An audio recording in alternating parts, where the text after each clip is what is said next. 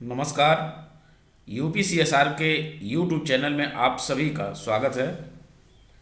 उत्तर प्रदेश गन्ना शोध परिषद द्वारा गन्ना खेती की नवीन तकनीकी को आप तक पहुंचाने के लिए इस यूट्यूब माध्यम का प्रयोग किया जा रहा है।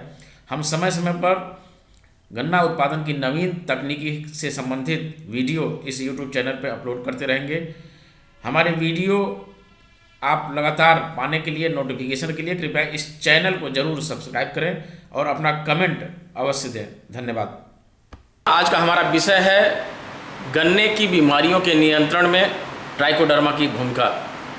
आइए हम आज के विषय पे चलते हैं। आज ट्राइकोडर्मा के बारे में जानकारी देने के लिए हमारे साथ हैं वैज्ञानिक अधिकारी डॉक्टर सुनील विश्वकर्मा जी। साथियों, आप जानते हैं कि ट्राइकोडर्मा ये कोई नई चीज़ नहीं है। ट्राइकोडर्मा एक प्रकार का फंगस है जो हमारे मृदा में, जो हमारे सॉइल में प्राकृतिक रूप से पाया जाता है। लेकिन कहीं न कहीं जब हमने अपनी माटी को पूरी तरीके से इस तरीके से रसायनों का इतना अत्यधिक प्रयोग किया है, तो वो जो फंगस है, जो ट्राइकोडर्मा है, वो एक तरह से ख़त्म होता जा रहा है, विलुप्त सा होता जा रहा है। तो अब हम उसी ट्राइकोडर्मा को अलग से कृत्रिम रूप से बना करके हम डालते हैं और उसी के बारे में आज हम आपको जानकारी देंगे कि गन्ने की बीमारियों में इस ट्राइकोडर्मा की क्या भूमिका है। डॉक्टर सुनील विश्वकर्मा जी, आज के इस कार्यक्रम में आपका बहुत बहुत स्वागत है। डॉक्टर साहब, सबसे पहला मेरा सवाल ये होगा कि ये ट्राइकोडर्मा क्या चीज़ है, हाँ, ताकि हमारे किसान भाई इसको समझ सकें कि ये कीट है या बैक्टीरिया है या फंगस है, क्या चीज़ है। इसके बारे में सबसे पहले आप हमारे किसान भाइयों को बताइए। अभी देखिए पाठक जी, आपने बहुत सही बात कही थी और आज इसकी आवश्यकता क्यों पड़ी। आज हम आधुनिक खेती और आधुनिकता के दौर में इतना आगे निकल आए हैं उत्पादकता के चक्कर में कि हमने मृदा की उर्वरता का ध्यान ही नहीं रखा। अनावश्यक रूप से और संस्तुत मात्रा से अधिक रसायनों का प्रयोग आज हमारा जो मृदा की संरचना है, भौतिक संरचना है, चाहे रासायनिक संरचना है, उसमें बहुत ही ज़्यादा गिरावट आ गई है। अभी जैसा पाठक जी कह रहे थे कि आज किसको हमको अलग से डालने की ज़रूरत पड़ रही है, बहुत सही उन्होंने कहा। क्यों डालने की ज़रूरत पड़ रही है? क्योंकि जो एक माइक्रोबियल पॉपुलेशन होनी चाहिए सॉइल में, ट्राइकोडर्मा की ही नहीं, सॉइल में बहुत सारे माइक्रोब्स पाए जाते हैं जो हमारी खेती के लिए लाभदायक होते हैं, लेकिन आज इनकी संख्या बहुत कम हो गई है। उसी संख्या की पूर्ति करने के लिए हमको अलग से आर्टिफिशियल मीडियम में इनको तैयार करते हैं लैब में, फिर ले जाके इसको खेत में डाल के उसकी पूर्ति करते हैं। क्योंकि जब ये प्रॉपर अमाउंट में मिट्टी के अंदर रहेंगे तभी ये अपना काम प्रॉपरली और बहुत अच्छे तरीके से कर पाएंगे। ट्राइकोडर्मा की जहाँ तक बात है, ट्राइकोडर्मा एक फफूंदी है जो कि ये समझ लीजिए कि ट्राइकोडर्मा एक गॉड गिफ्टेड माइक्रो ऑर्गेनिज्म है। बहुत सारी इसकी स्पीसीज पाई जाती हैं ट्राइकोडर्मा की स्पीसीज, और खेती के लिए इसको आशीर्वाद कहा जाता है। ऊपर वाले ने एक ट्राइकोडर्मा बनाया, एक ये बहुत बड़ा हम लोग के लिए उपलब्धि है, लेकिन हम नादानी बस इसको ख़त्म कर रहे हैं। तो ट्राइकोडर्मा का बहुत सारा खेती में विभिन्न पहलुओं पे इसका उपयोग होता है। और जहाँ तक डिजीज़ मैनेजमेंट की बात है, इसमें ट्राइकोडर्मा का बहुत ही अच्छा रोल है। इसकी बहुत सारी स्पीसीज़ हैं जिनको हम यूज़ करके गन्ने में, चाहे कोई भी फसल हो, जो सॉइल बॉर्न यानी मृदा से जनित जितनी भी फफूंदी वाली बीमारियाँ हैं, फसल चाहे कोई भी हो, मृदा से जनित जितनी भी फफूंदी रोग होते हैं, उनकी रोकथाम के लिए ट्राइकोडर्मा कल्चर बहुत ही प्रभावी होता है। अभी डॉक्टर सुनील ने बताया आप लोगों को ये ट्राइकोडर्मा क्या चीज़ है। आपके मन में एक सवाल आ रहा होगा किसान भाइयों को कि जो हमेशा कहा जाता है कि जो फंगस के द्वारा बीमारियां होती हैं, चाहे वो रेड राट हो या विल्ट हो, तो वह भी एक फंगस है और ये भी एक फंगस है। ये कहीं कहीं आपके दिमाग में होगा कि दोनों फंगस हैं तो किस तरीके से नियंत्रण करते हैं। साथियों, मैं बताना चाहूँगा कि ये जो फंगस है ट्राइकोडर्मा, सॉइल में हमारे दो तरह के इंसेक्ट होते हैं या फंगस होते हैं। जो भी कीट होते हैं, कुछ लाभदायक होते हैं और कुछ हानिकारक होते हैं। तो जो ये फंगस ट्राइकोडर्मा है वो लाभदायक की श्रेणी में आता है। हमारी मृदा के लिए ये लाभदायक की श्रेणी में आता है, और जो हमारी मृदा में हानिकारक फंगस होते हैं उनको ये उनको हटाता है, उनको नुकसान पहुंचाता है, जिससे हमारी फसल की बचत होती है। क्यों डॉक्टर साहब? जी बिल्कुल सही कहा आपने। ट्राइकोडर्मा का देखिए, हर माइक्रो ऑर्गेनिज्म का एक अलग मोड ऑफ एक्शन होता है, अलग अलग तरीके से काम करता है। जैसे स्यूडोमोनास है, उसका जो मोड ऑफ एक्शन है वो एंटीबायोटिक्स रिलीज़ करता है। कई सारे केमिकल्स रिलीज़ करते हैं। वो एंटीबायोटिक्स जाके जो पैथोजेनिक हमारे माइक्रो ऑर्गेनिज्म हैं उन पे जाके काम करते हैं और उनको वो ख़त्म करते हैं। लेकिन जहाँ तक ट्राइकोडर्मा की बात है, ट्राइकोडर्मा का मोड ऑफ एक्शन अलग होता है। ये माइकोपैरासिटिज्म एक प्रोसेस होता है, उस माइकोपैरासिटिज्म प्रोसेस के तहत ये जो हानिकारक आपके पैथोजेंस हैं उनको ये ख़त्म करता है। ये उनके ऊपर जाके सर्वाइव करता है और जो परजीवी के रूप में रहता है। हाँ, एक तरह से कहते हैं कि उनके ऊपर परजीवी के रूप में रहता है और इससे विभिन्न तरह के एंजाइम्स निकलते हैं जो कि जो फफूंदी की जो सेल वॉल्व होती है उसको जो वो ख़त्म कर देते हैं और वो फफूंदी स्वतः ही नष्ट हो जाती है। हाँ। तो ये आप लोगों ने जाना कि किस तरीके से ये जो ट्राइकोडर्मा फंगस है, जो हमारे हानिकारक फंगस हैं उनको किस तरीके से नुकसान पहुंचा करके हमारी फसल की रक्षा करता है, हमारे मृदा में ये लाभदायक के रूप में रह करके और फसलों को बचाता है। आगे हम बात करेंगे आपसे कि डॉक्टर साहब हम अगर अब आते हैं गन्ने की बात, गन्ने में सबसे पहले हम आएंगे कि जो गन्ने की लाल सड़न बीमारी है जिसको हम रेड राट कहते हैं, कहा जाता है कि रेड राट के शुरुआती संक्रमण में, इनिशियल इन्फेक्शन में इसका रोल है, कैसे ये कंट्रोल करता है। हालांकि कहा जाता है कि रेड राट की जो बीमारी है ये लाइलाज है, तो ये किस तरीके से गन्ने की रेड राट बीमारी में ये नियंत्रण में सहायक होता है, इसकी थोड़ा सा मैकेनिज्म आप बताइए।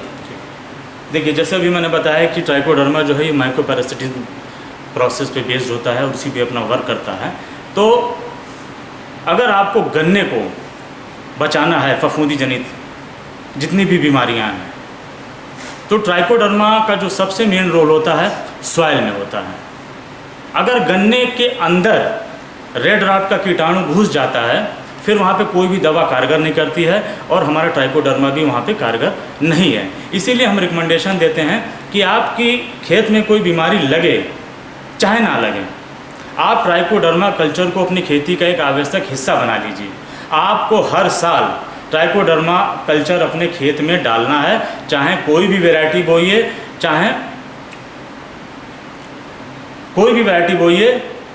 जिस विधि से बोइए, आपको ट्राइकोडर्मा कल्चर अपने खेत में डालना ही डालना है आवश्यक रूप से। जैसे आप बाकी सारी चीज़ें खेत में डालते हैं, रसायन डालते हैं, दवाइयाँ डालते हैं, इसी तरह से ट्राइकोडर्मा को भी अपनी खेती का एक हिस्सा बना लीजिए और डालिए। क्योंकि मैंने बताया कि ट्राइकोडर्मा कल्चर अगर रेड राट या किसी भी बीमारी का पैथोजन मिट्टी में मौजूद है और मिट्टी में आपका ये ट्राइकोडर्मा भी मौजूद है और वो दोनों अगर एक दूसरे के संपर्क में आते हैं तो ट्राइकोडर्मा उनको ख़त्म कर देता है। इसीलिए कहा जाता है कि ट्राइकोडर्मा का कल्चर जो है मिट्टी में प्रभावी है। अगर पहले से ही आपका ट्राइकोडर्मा कल्चर खेत में मौजूद रहता है और आपने गन्ना बोया और खेत में रोग के कीटाणु भी मौजूद रहते हैं, तो अगर वहाँ ट्राइकोडर्मा से उसकी मुलाकात होती है तो वो उस पर अपना मोड ऑफ एक्शन शुरू कर देता है, उनको ख़त्म कर देता है। एक बार गन्ने, चूँकि गन्ना हम काट के बोते हैं, गन्ने के दोनों कटे हुए सिरे बिल्कुल खुल जाते हैं, जहाँ से कीटाणु का प्रवेश जो है बहुत आसान हो जाता है। इसीलिए हमको रेड राट के कीटाणु को उस गन्ने के कटे हुए जो सिरे हैं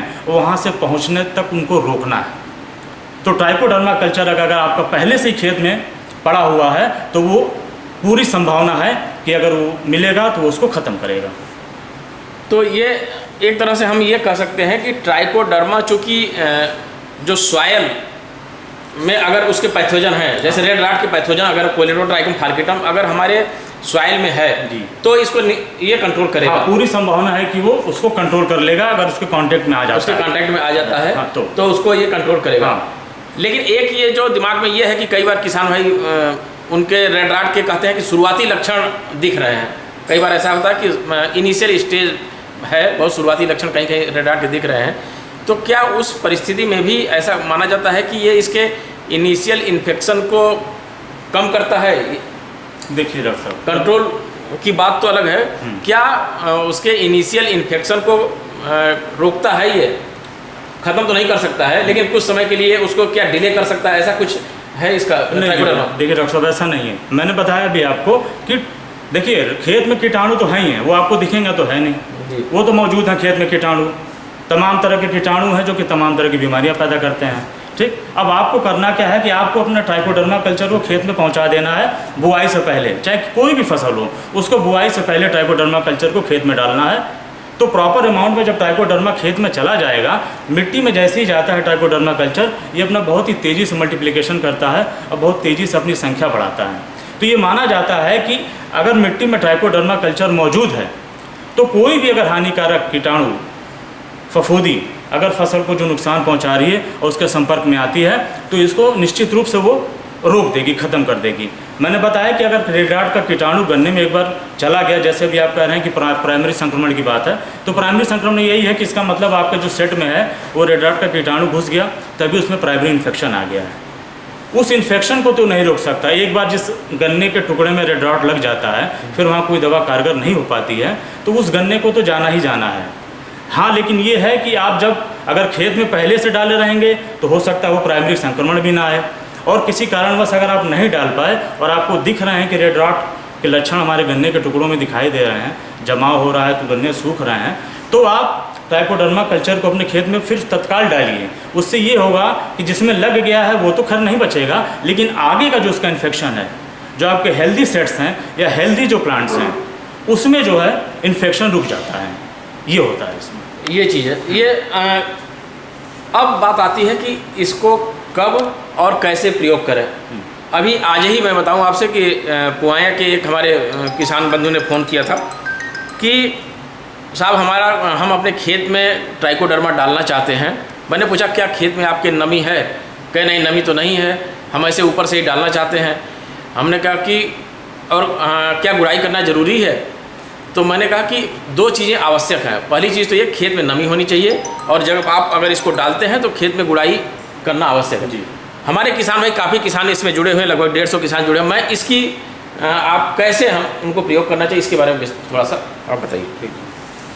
देखिए, मैंने पहले भी बताया, कई बार भी कहा कि इसको आपको बुआई से पहले खेत में प्रयोग करना है, क्योंकि आप इंतज़ार करेंगे कि पहले बीमारी लगे, हम देख लें कि बीमारी लगी है तब हम डालें, तब उसका बहुत ज़्यादा इफेक्ट आपको नहीं दिखाई देगा, क्योंकि जिसमें बीमारी लग जाती है, खास करके रेड राट, उस गन्ने को तो जाना ही जाना है। आगे का जो आपका इन्फेक्शन है वो भले ही रुक जाएगा ट्राइकोडर्मा से। इसीलिए ट्राइकोडर्मा को गन्ने की बुआई से पहले, जो हमारे यहाँ अंकुश कल्चर तैयार किया जाता है, और से बहुत सारी कंपनीज़ हैं जो ट्राइकोडर्मा कल्चर बनाती हैं, अंकुश कल्चर को 10 किलोग्राम प्रति हेक्टेयर की दर से आपको गन्ना बुआई के से पहले, या ये कह लीजिए जब आप अपने खेत की आखिरी जुताई कर रहे हैं, उस आखिरी जुताई से पहले इस कल्चर को आप अपने खेत में 100 किलो गोबर सड़ी हुई या 100 किलो सड़ी हुई कंपोस्ट खाद, और कुछ ना मिले तो आप मिट्टी तो मिल ही जाएगी, उस मिट्टी में 10 किलोग्राम कल्चर को अच्छी तरह से मिलाकर और अपने खेत में छिड़काव करा दीजिए एक बराबर। और छिड़काव कराने के बाद आप गुड़ाई करिए। गुड़ाई करने के बाद पाटा लगाइए।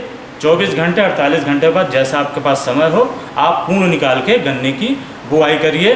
गन्ने के कूण में किसी भी बायो पेस्टिसाइड या बायो फर्टिलाइज़र का प्रयोग नहीं करना है आपको, क्योंकि गन्ने के कूड़ में आप रासायनिक खादें भी डालते हैं और दवाइयाँ भी डालते हैं। इसीलिए सबसे बेहतर उपाय है कि अंतिम जुताई से पहले, गन्ना बुआई से पहले ये खेत में इसको पड़ जाना चाहिए, क्योंकि एक बार ये मिट्टी में चला जाता है तो मिट्टी में जाने के बाद फिर ये अपनी पॉपुलेशन को बढ़ाता है।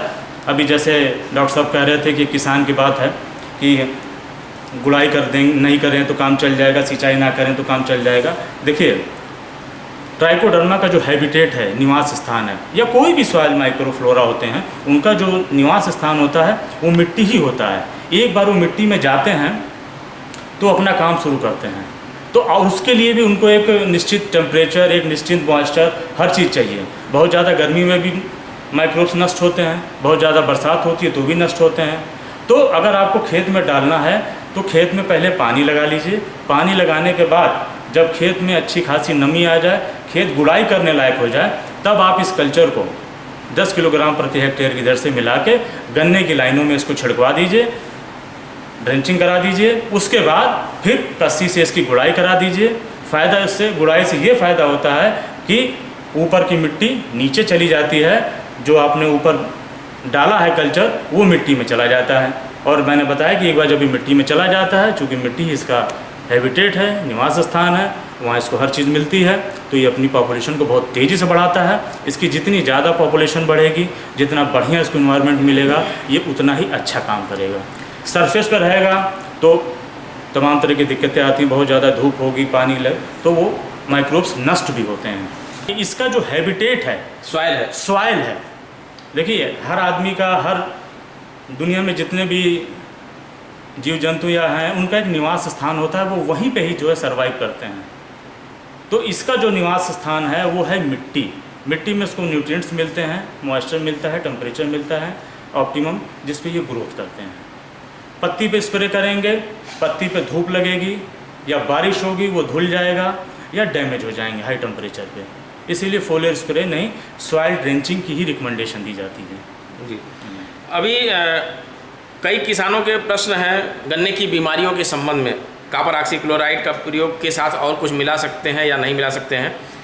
मैं निवेदन करूंगा कि हमारे साथ जो पादप रोग वैज्ञानिक डॉक्टर सुजीत प्रताप जी जुड़े हुए हैं, इनमें से अगर किसी का क्वेश्चन आपसे संबंधित हो तो कृपया उनका उसी कमेंट बॉक्स में ही देने का कष्ट करें। देवेंद्र मलिक जी पूछ रहे हैं कि डॉक्टर साहब इस समय कई कंपनियों के ट्राइकोडर्मा आ रहे हैं, ये निर्णय ले पाना कौन प्रभावी है, कौन सा प्रभावी नहीं है, क्योंकि सॉइल में जाने के बाद हम कैसे ये पता पाएंगे कि इसके इफ़ेक्ट हैं, या इसको खरीदते समय हमें किन बातों का ध्यान रखना चाहिए, जो 10⁹ की बात हम करते हैं, या तो ये जो बेसिक चीज़ें हैं क्या।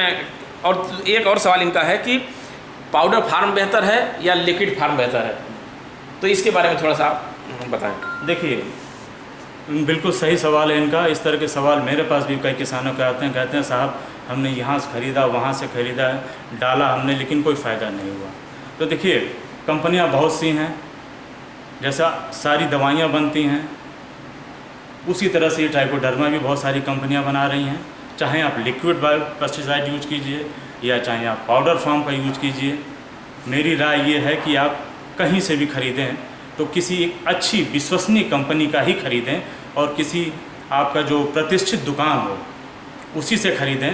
और ज़्यादा बेहतर होगा कि आपकी, जैसे आप किसी न किसी सोसाइटी से या किसी न किसी चीनी मिल से आप ज़रूर संबद्ध होंगे, जुड़े रहते हैं, तो चीनी मिल के माध्यम से या उनकी सोसाइटी के माध्यम से जो वो प्रोडक्ट अवेलेबल कराएंगे वो ज़्यादा मेरे ख्याल से प्रभावी होगा। क्योंकि दुकान से तो दुकानदार ने 10-20 लोगों को बेच दिया, उसका काम ख़त्म हो गया, लेकिन चीनी मिल या सोसाइटी जो है वो सैकड़ों किसानों को दे रही है। तो अगर कोई दिक्कत या कोई परेशानी आती है तो आप जब 50 लोग खड़े होंगे तो आपकी बात सुनी जाएगी।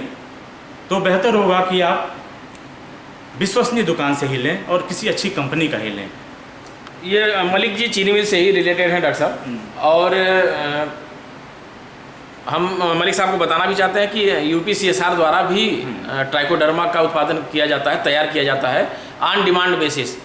अगर आपको अधिक मात्रा में ज़रूरत है, 10-20 कुंटल टन की ज़रूरत है, तो आपको पहले यहाँ पे बताना होगा और तुरंत तैयार करके हम लोग फ्रेश तैयार करके और यहाँ से आपको उपलब्ध कराते हैं। यदि आपको आवश्यकता हो तो आप यहाँ से ले सकते हैं, और यहाँ पे विश्वसनीयता है, और बाकी डॉक्टर साहब ने जो बताया ये आप विश्वसनीय स्थानों से ही ले सकते हैं। एक हमारे किसान भाई का, आगे हम चर्चा करने से पहले एक हमारे किसान भाई को मैं बता दूं कि प्रदीप जी जो पोक्का बोइंग बीमारी है गन्ने की, उसमें स्प्रे करने से इसका कोई फ़ायदा नहीं होता है, और पोक्का बोइंग में ट्राइकोडर्मा की कोई भूमिका इसके नियंत्रण में नहीं है। सॉइल में वैसे आप डालते हैं, सॉइल के लिए तो ये बेहतर है ही है, सॉइल में अगर आप डालते हैं तो ये जो हानिकारक हमारे फंगस हैं उनको नष्ट करता है, लेकिन पोक्का बोइंग बीमारी में इसकी बहुत भूमिका नहीं है। आगे हम डॉक्टर साहब आपसे चर्चा करेंगे कि जो रेड, ये तो बात हो गई रेड राट बीमारी की, गन्ने के लाल सड़न बीमारी की। एक और बीमारी आती है, या आप ये बताएं कि और किन किन बीमारियों में ये लाभदायक है ट्राइकोडर्मा? देखिए, अभी जैसे मैंने बताया कि मृदा द्वारा जनित फफूंदी रोग, मृदा द्वारा जितने भी फफूंदी रोग हैं उनके रोकथाम में ट्राइकोडर्मा कल्चर प्रभावी है। लेकिन अगर हम गन्ने की बात करें तो गन्ने की जो 3 प्रमुख बीमारियां हैं, जैसे आपका रेड रॉट, दूसरा विल्ट डिजीज़ जिसे उक्टा रोग भी कहते हैं, और तीसरा है पाइनएप्पल डिजीज़। ये 3 डिजीज़ ऐसी हैं जो कि सॉइल्स बॉर्न होती हैं। रेड रॉट तो सेट बॉर्न भी है, सेट बॉर्न में तो खैर कुछ नहीं कर सकते, लेकिन सॉइल बॉर्न पैथोजन अगर रेड रॉट का है तो मैनेज हो जाता है। लेकिन विल्ट डिजीज़ और पाइनएप्पल डिजीज़ ये दोनों फफूंदी जनित बीमारियां हैं जो कि गन्ने में लगती हैं। इनके लिए ये बहुत ही प्रभावी कल्चर है ट्राइकोडर्मा कल्चर। अगर आप ट्राइकोडर्मा कल्चर का प्रयोग करते हैं, आवश्यक रूप से करते हैं और लगातार करते हैं, तो निस्संदेह आपको इन 2 बीमारियों से आपको छुटकारा मिल जाएगा। एक सवाल और संजीव कुमार जी कह रहे हैं कि सरकार द्वारा बावेरिया बैसियाना नाम से सप्लाई दी जाती है, क्या यह ठीक है? संजीव जी, मैं आपको बताना चाहूँगा कि बावेरिया बैसियाना का अलग रोल है।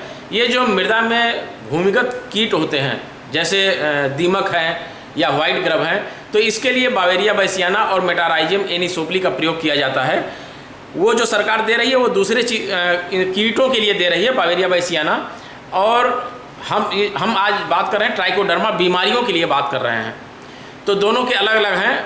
बावेरिया बैसियाना भी मृदा के लिए बेहतर है, वो भी बायो एजेंट के रूप में काम करता है और उसका अलग रोल है। और ये जो हम बात कर रहे हैं ट्राइकोडर्मा का, ये बीमारियों में के नियंत्रण की बात कर रहे हैं। तो बावेरिया बैसियाना भी बेहतर है। अगर आपके मृदा में दीमक हैं या वाइट ग्रब हैं तो उनसे आप लेकर के डाल सकते हैं, ये अच्छी चीज़ है। और एक चीज़ मैं बताऊं कि कई बार ऐसा होता है कि दीमक ज़मीन में लगभग 5 फीट 6 फीट नीचे रहती है। तो अगर आप बावेरिया बैसियाना या मेटाराइजियम एनिसोप्ली का प्रयोग करते हैं आप अपने सॉइल में, तो अगर वो दीमक होता क्या है कि जब हम रासायनिक कीटनाशक का प्रयोग करते हैं, तो रासायनिक कीटनाशक का जब प्रयोग करते हैं तो दीमक नीचे चली जाती है। और अगर बायो पेस्टिसाइड का प्रयोग करते हैं, बावेरिया बैसियाना या मेटाराइजियम एनिसोप्ली का अगर प्रयोग करते हैं, तो ये भी एक तरह का फंगस है। अगर दीमक के संपर्क में बावेरिया बैसियाना या मेटाराइजियम एनिसोप्ली अगर आ गया, तो उसके बाद दीमक चाहे नीचे चले जाए, 5 फीट 6 फीट नीचे अगर चली जाती है, तो भी वो वहाँ पे भी उसको मार देगा, क्योंकि उसके साथ वो पैरासाइट के रूप में रहे, जैसा कि हम लोग अभी चर्चा कर रहे थे। पर ये पैरासाइट के रूप में रहता है फंगस के ऊपर। तो एक बार केवल संपर्क में आना चाहिए, दीमक या वाइट ग्रब इसके संपर्क में आना चाहिए, भले वो दीमक नीचे चली जाए तो भी उसको ये नष्ट कर देगा। डॉक्टर साहब, और कई किसानों भाइयों की ये क्वेरी थी कि मात्रा के बारे में, कितना मात्रा प्रयोग करें जो लाभदायक हो इसके लिए। देखिए, इसकी जो रिकमेंडेशन होती है, जैसे आप किसी भी कंपनी का ख़रीद के लाते हैं तो उस पर जो कंपोजिशन है वो भी लिखा होता है, उसकी संतुलित मात्रा भी लिखी होती है। वैसे जो रिकमेंडेशंस है, जो हमारे यहाँ का अंकुश कल्चर है, उसका 10 किलोग्राम प्रति हेक्टेयर है। इसको आप, ये एक न्यूनतम मात्रा निर्धारित की गई है 10 किलोग्राम प्रति हेक्टेयर। अगर आप ज़्यादा भी डाल देते हैं तो कोई नुकसानदेह नहीं होता है और ये फ़ायदे वाली चीज़ है और इससे कोई भी नुकसान, इसका कोई भी साइड इफ़ेक्ट नहीं है, ना जो बोई गई फसल है और ना ही सॉइल पर होता है। तो आप 10 किलोग्राम प्रति हेक्टेयर की दर से गन्ने की फसल में इसको आप प्रयोग कर सकते हैं। हमारे यहाँ से जो अंकुश कल्चर है वो 50 रुपये किलो है और उस पर 12% GST लगा दे तो वो 56 रुपये kg हो जाता है। 56 रुपये kg अंकुश कल्चर हमारे यहाँ से उपलब्ध है।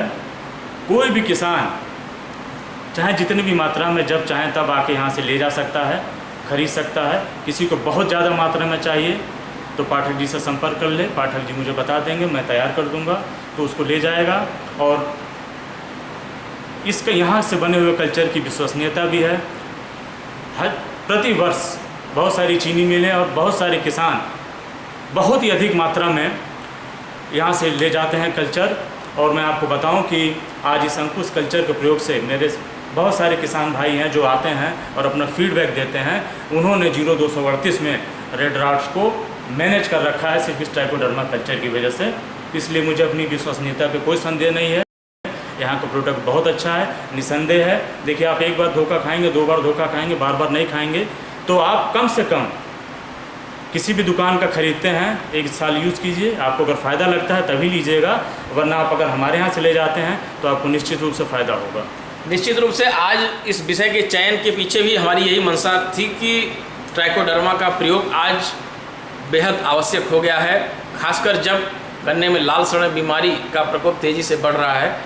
और हम सभी का ये दायित्व है कि हम अपनी गन्ने की फसल को बचाएं, क्योंकि इतनी लागत लगती है। लागत लगने के बाद जब खेत के खेत सूख जाते हैं तो निश्चित रूप से मन व्यथित होता है, बहुत कष्ट होता है, बहुत आर्थिक नुकसान होता है। इसी के पीछे ये मंशा थी आज के इस विषय के चयन के पीछे।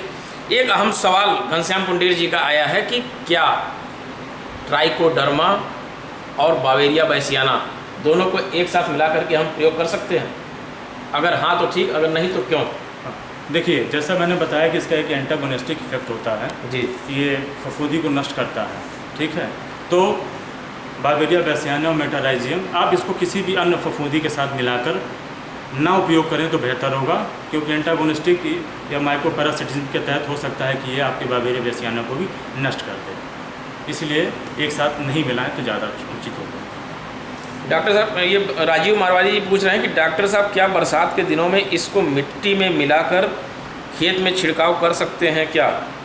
मतलब इनका कहने का ये है कि अगर हमारे पास मान लीजिए कि कंपोस्ट खाद नहीं है या वर्मी कंपोस्ट नहीं है, तो क्या ये मिट्टी में मिला के इसको प्रयोग कर सकते हैं? हाँ, मिट्टी में मिला के प्रयोग कर सकते हैं, कोई दिक्कत नहीं है।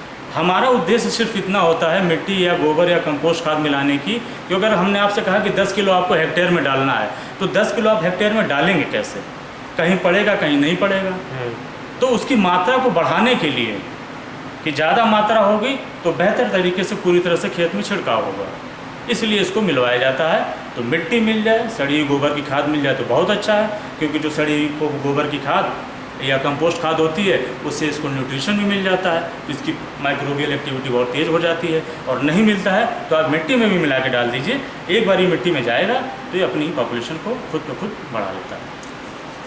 एक और अहम सवाल है, वशिष्ठ नाथ मिश्रा जी पूछ रहे हैं कि ट्राइकोडर्मा का जो फंगस है ये पैकेट में, एक तरह से ये पूछ रहे हैं कि एक्सपायरी के बारे में पूछ रहे हैं कि अगर हम आपके यहाँ से खरीद लेते हैं तो कितने समय तक इसको रख सकते हैं, कितने समय बाद ये बेकार हो जाता है? देखिए, माइक्रोबियल पॉपुलेशन कोई भी फार्मूलेशन कोई भी कंपनी तैयार कराती है, जैसे अगर हम पाउडर फार्म की बात करें तो इसकी जो अंतिम तिथि होती है उत्पादन से लेकर 6 माह तक। लेकिन ये नहीं है कि 6 माह के बाद जो 7वें माह वो ख़त्म हो गया, कि वो डेड हो गया, ऐसा नहीं है। एक माइक्रोबियल पॉपुलेशन काउंट करके उसमें भरा जाता है उस पैकेट में 1 × 10⁸ to 1 × 10⁹ तक की उसकी पॉपुलेशन रखी जाती है। तो अगर इसीलिए, और अगर आपने मान लीजिए जैसे कोई किसान खरीद के ले गया, उसने धूप में रख दिया या कहीं ऐसी वैसी जगह पर रख दिया, तो उसकी पॉपुलेशन धीरे धीरे घटने लगती है। तो 6 माह तक तो कोई खास फ़र्क नहीं पड़ता है, लेकिन 6 माह के बाद वही पॉपुलेशन घट के 10⁷ या 6 हो जाएगी। लेकिन आप ये समझे कि वो पूरी तरह से डैमेज हो गया या ख़त्म हो गया, नष्ट हो गया, अब उसको हम खेत में ना डालें, तो ऐसा नहीं है। 6 माह के अंदर डाल देते हैं तो बहुत अच्छा रहता है, और नहीं तो आप 6 माह के बाद इसको आप ठंडे और स्थानों में रखें, तेज धूप से बचा के रखें, तो आप इसको लंबे समय तक उपयोग कर सकते हैं। देखिए, कहा जाता है कि किसान भी अपने आप में एक बहुत से ऐसे इनोवेटिव किसान हैं, किसान खुद अपने आप में एक वैज्ञानिक है, नई नई खोज करता रहता है। हमारे घुंघरू तोमर जी ये कह रहे हैं कि मान लीजिए कि मैंने पानी चलाया और पानी भरकर ट्राइकोडर्मा डाल दिया, पानी भरने के बाद डाल दिया, और जब ओट आई तब हमने गुड़ाई कर दिया, तो क्या ये कार्य करेगा या फिर इसमें कोई नुकसान होने की संभावना रहेगी? लेकिन नुकसान, पानी भरे हुए पानी में तो नुकसान करेगा ये। अच्छा, हाँ, क्योंकि इसका हैबिटेट सॉइल है। सॉइल है, हाँ, भरे हुए, हाँ, इसको सॉइल के टच में आना चाहिए। हाँ, इसको सॉइल के टच में आना चाहिए। हाँ, ये इसको सॉइल के अंदर जाना है, वहीं पे ये अपनी माइक्रोबियल एक्टिविटी को पूरी तरह से परफॉर्म कर पाएगा। बहुत ज़्यादा पानी, बहुत ज़्यादा धूप, ये सब तमाम चीज़ें जो होती हैं जो सॉइल के माइक्रोफ्लोरा को हानि पहुंचाती हैं। मुझे लगता है घुंघरू जी, तोमर जी, आपको आपके सवाल का जवाब मिल गया होगा। आगे हम चर्चा करेंगे डॉक्टर साहब ट्राइकोडर्मा के अलावा। आज हम ये सूडोमोनास के बारे में हम चाहेंगे कि किसान भाइयों को थोड़ा सा बताइए कि ये क्या है और किस तरीके से इफेक्टिव है, और गन्ने में कैसे इसको प्रयोग कर सकते हैं सूडोमोनास। हाँ, सूडोमोनास, जैसे ट्राइकोडर्मा के बारे में मैंने बताया कि ट्राइकोडर्मा एक फफूंदी है, सूडोमोनास एक बैक्टीरिया है। इसका मोड ऑफ एक्शन अलग है। ट्राइकोडर्मा का जो मोड ऑफ एक्शन था वो माइक्रोपैरासिटिज्म था, लेकिन सूडोमोनास इसका जो मोड ऑफ एक्शन है ये अलग है। ये एंटीबायोटिक्स जो है रिलीज़ करता है, जो कि आपके जो पैथोजन हैं, कीटाणु हैं, उनको नष्ट करने में सहायक होता है। ये एक बैक्टीरिया होता है, और इसका भी बहुत सारी बीमारियों में सूडोमोनास कल्चर का उपयोग होता है। रेड रॉट में भी सूडोमोनास को मैनेज करने के लिए, रेड रॉट को मैनेज करने के लिए इस सूडोमोनास कल्चर का उपयोग होता है। बहुत सारी कंपनियां सूडोमोनास भी बनाती हैं, बहुत सारी कंपनियां ट्राइकोडर्मा कल्चर भी बनाती हैं। लेकिन अगर जहाँ तक हम फंगल डिजीज़ के बढ़िया बेहतर मैनेजमेंट की बात करें तो ट्राइकोडर्मा कल्चर बेहतर पाया जाता है एज़ कम्पेरेटिव टू सूडोमोनास। अगर आपको ट्राइकोडर्मा कल्चर नहीं भी मिलता है, सूडोमोनास अगर आपको मिलता है, तो सूडोमोनास कल्चर को भी डाल के आप पैथोजेंस का मैनेजमेंट कर सकते हैं। तो ये आज की जो हमारी चर्चा रही, ये ट्राइकोडर्मा और सूडोमोनास पे रही। विशेष रूप से ट्राइकोडर्मा का जो प्रयोग है, किस तरीके से हम गन्ने की बीमारियों में कर सकते हैं और इसके क्या लाभ हैं, किस तरीके से हम प्रयोग करें, कितनी मात्रा में प्रयोग करें, इन सभी पे बड़ी विस्तार से चर्चा हुई। और बहुत से किसान भाइयों के सवाल भी आए थे, और हम लोगों का ये प्रयास रहा कि आपके सवालों का जवाब मिले। गन्ना खेती से संबंधित महत्वपूर्ण जानकारी प्राप्त करने के लिए कृपया उत्तर प्रदेश गन्ना शोध परिषद के इस YouTube चैनल को ज़रूर सब्सक्राइब करें।